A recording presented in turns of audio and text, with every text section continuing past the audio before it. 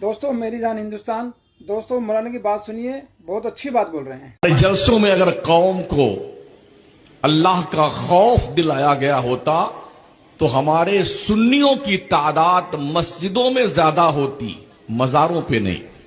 आज सुन्नियों की तादाद मजारों पे ज्यादा है, मस्जिदों में नहीं। और शायद हमारी सुन्नी कौम ने यह समझ रखा है कि जो मजार वाले बुजुर्ग लोग हैं ना, चाहे नमाज एक को मत पढ़ो, ये सब पकड़ के जन्नत में ऐसे ढकेलेंगे, ये तेरी ये तेरी ये तेरी। पूरे हिंदुस्तान के बुजुर्गों की बात तो छोड़ दीजिए, जो सारी दुनिया के वलियों का ताजदार शेख अब्दुल कादिर जिलानी, वो फरमाते हैं अगर बेनमाजी मुसलमान मर जाए तो उसको कब्रिस्तान में दफन मत करो, उठा के गड्ढे में फेंक दो। कहां बैठे हैं आप कि नमाज नहीं पढ़ेंगे और जन्नत में जाएंगे?